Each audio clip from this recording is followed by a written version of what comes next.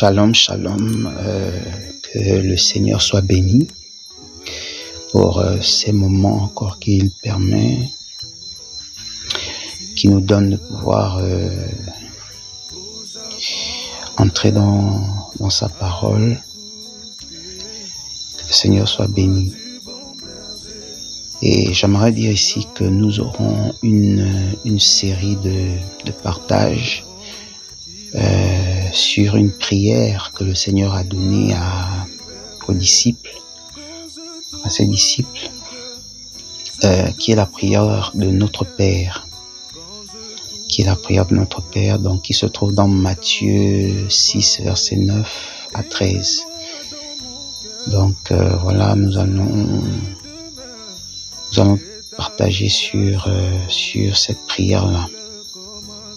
Donc, sans plus tarder, nous allons prendre Matthieu 6, versets 6 à 13. Donc, nous allons commencer au verset 6.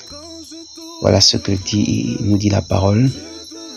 Mais quand tu pries, entre dans ta chambre, ferme ta porte et prie ton Père qui est là dans le lieu secret. Et ton Père qui voit dans le secret te le rendra. En priant, ne multipliez pas des vaines paroles comme les païens qui s'imaginent qu'en force de paroles, ils seront exaucés.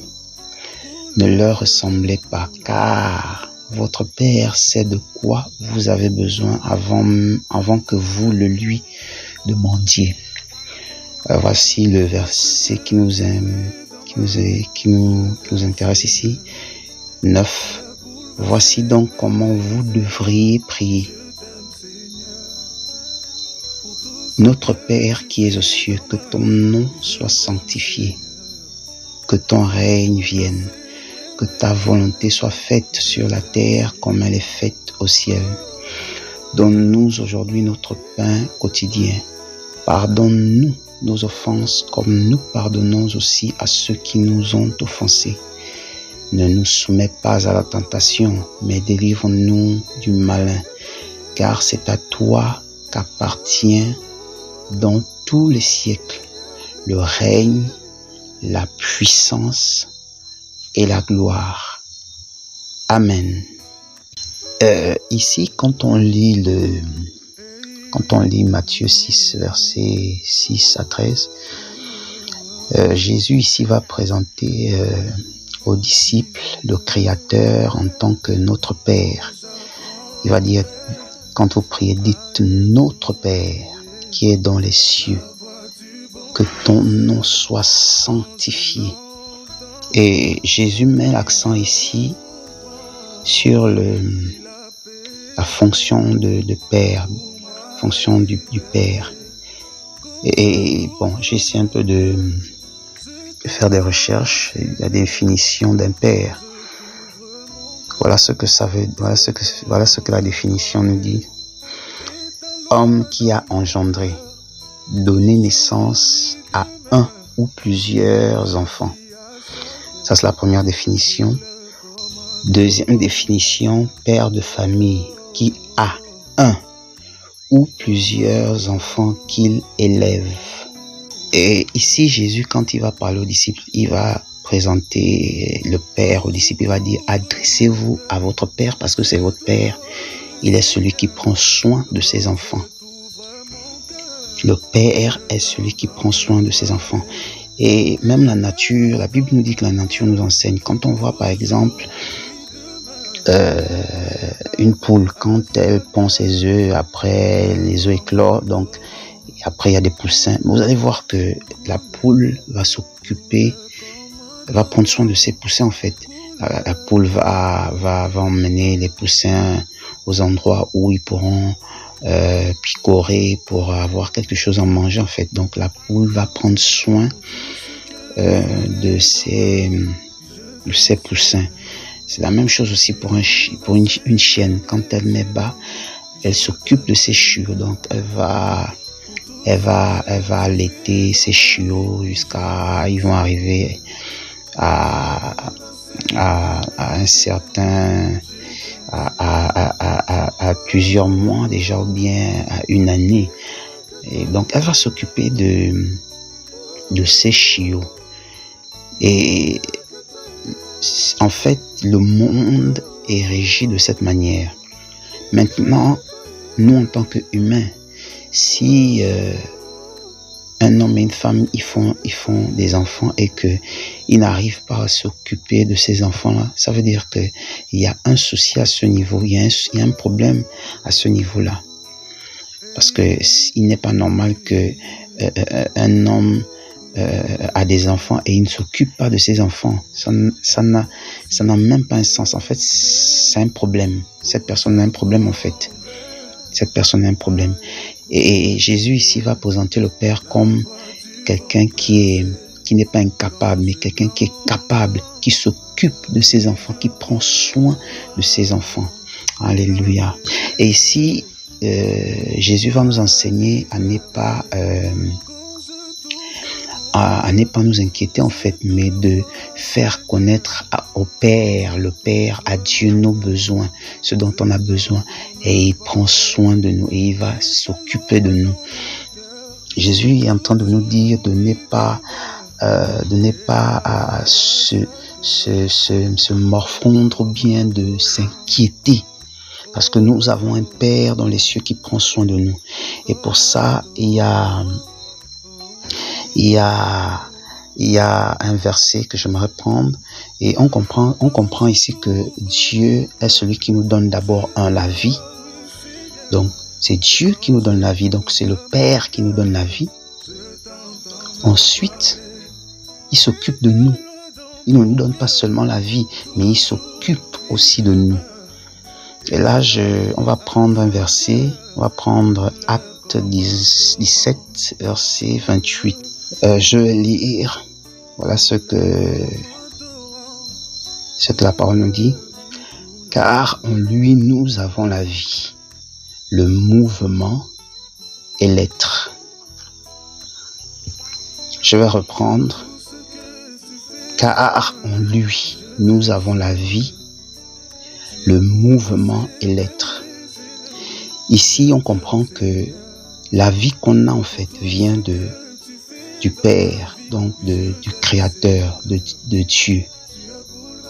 La vie qu'on a vient de lui. En fait, c'est lui qui nous donne la vie. C'est Dieu qui nous donne la vie. Donc, ça veut dire que s'il nous donne la vie, s'il arrive à nous donner la vie, ce n'est pas prendre soin de nous qui ne va pas faire en fait. En fait, ça doit vraiment nous enseigner en fait. S'il arrive à nous donner la vie, est-ce que c'est prendre soin de nous, s'occuper de nous, dont il sera incapable, dont il serait incapable, s'occuper de nous, prendre soin de nous? Non. Et puis, si on est honnête, on va dire que Dieu s'occupe de nous. Dieu s'occupe de nous. Jésus va dire, mais si le Seigneur, le Père arrive à nourrir les oiseaux, à combien plus forte vous? Ça veut dire que le Père prend soin de nous, il s'occupe de nous. Le Père s'occupe de nous. Et là, on va prendre un verset, et 1 Pierre, verset 5 à 7. C'est pourquoi on n'a pas besoin d'être dans les inquiétudes, on n'a pas besoin de s'inquiéter, parce que ce n'est pas parce que on va entrer dans les inquiétudes que les situations qu'on traverse vont pouvoir changer comme ça. Non, on doit faire confiance au Père. On doit vraiment faire confiance au Père. Donc je vais lire. Et déchargez-vous sur lui de tous vos soucis, car lui-même prend soin de vous. Ici, 1 Pierre 5, verset 7 nous dit, je vais relire, et déchargez-vous sur lui de tous vos soucis, car lui-même prend soin de vous. Le Seigneur prend soin de nous dans sa bonté, dans sa fidélité. Le Seigneur s'occupe de nous. Le Seigneur s'occupe de nous. Si le Seigneur arrive à nourrir les oiseaux du ciel, Ce n'est pas nous, ses enfants, qui ne va pas nourrir. Comme je pouvais dire au début, qu'un père qui ne prend pas soin de ses enfants, ça c'est un père qui a un problème, qui a un souci. Mais la Bible nous dit que notre Père est fidèle. Notre Père est fidèle, il est celui qui prend soin de nous. Il s'occupe de nous, peu importe ce qu'on traverse, peu importe ce qu'on peut vivre. Mais il est fidèle, il prend toujours soin de nous. On ne manque de rien. Le Seigneur s'occupe de nous. Le Seigneur s'occupe de nous dans sa bonté. Jésus va dire notre Père qui est dans les cieux. Ce n'est pas un petit Dieu. Notre Père est dans les cieux. Il est au-dessus de tout. Il est au-dessus de tout. Notre Père est au-dessus de tout. Et quand on va dans Ésaïe, Ésaïe nous confirme que notre Père est au-dessus de tout. C'est le Dieu tout-puissant qui est au-dessus de toutes choses. Rien ne dépasse à notre Père. Notre Père est au-dessus de tout. Rien ne dépasse notre Père. Rien ne dépasse que non. Cette chose-là en train de prendre la tête au Père et puis le Père est dépassé, quoi. Vous vous rendez un peu compte tout le nombre des hommes qui existent sur la terre, qui vivent sur la terre, mais il s'occupe de tout le monde, il prend soin de tout le monde. Seulement la vie, s'il faut seulement toucher d'abord la vie, seulement la vie. Il donne la vie, il s'occupe, il donne la santé. Le Père est fidèle, le Père s'occupe de nous. À plus forte raison, nous, ses enfants. Le Seigneur s'occupe de nous. On n'a pas besoin de rentrer dans des inquiétudes où on est maintenant plongé dans des inquiétudes. On perd la foi, on vacille maintenant. Non. Donc je vais prendre Ésaïe 55 verset 9. Ici, Ésaïe va nous présenter le Père comme celui qui est au-dessus de tout, qui est élevé. Celui-là qui est élevé, le Tout-Puissant. Donc, je vais lire Ésaïe 55, verset 9. Autant les cieux sont élevés au-dessus de la terre, autant mes voix sont élevées au-dessus de vos voix, et mes pensées au-dessus de vos pensées. Et maintenant, on comprend pourquoi Jésus a dit aux disciples, quand vous priez, dites « Notre Père qui est dans les cieux ». Notre Père qui est dans les cieux, parce que notre Père est Dieu. Notre Père est Dieu. S'il arrive à maintenir l'équilibre sur la terre, sur toute la création, dans tout l'univers, ce n'est pas prendre soin de nous qui ne pourra pas. Ce n'est pas possible. Ce n'est pas possible. Jésus a dit notre Père qui est dans les cieux. C'est une position élevée, donc celui qui est dans les cieux, qui dirige toutes choses, qui voit toutes choses. Notre Père, alléluia, alléluia, il est au-dessus de tout. Il s'occupe de nous, il prend soin de nous. Il s'occupe de nous, il prend soin de nous. Donc on n'a pas besoin de s'inquiéter. J'aimerais dire à quelqu'un, ce ne sont pas les inquiétudes que tu as qui pourra changer les choses, non. Mais c'est fléchir les genoux et prier. Peu importe la situation que tu traverses, peu importe ce que tu vis. Fléchir les genoux, c'est ton Père. Il écoute. Il écoute nos prières.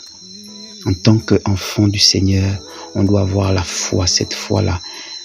On doit faire confiance au Seigneur, que le Seigneur a dit, il fera. Peu importe ce que je vis, je traverse, même si c'est contraire à ce qu'il m'a dit, mais il est fidèle, il va agir. Il va agir. Le Seigneur va agir. Alléluia. Donc, c'était la première partie. Je voulais encourager quelqu'un pour dire, le Seigneur est fidèle. Notre Père est fidèle. Alléluia. Shalom. Quand je t'ouvre mon cœur, je t'entends me parler et ta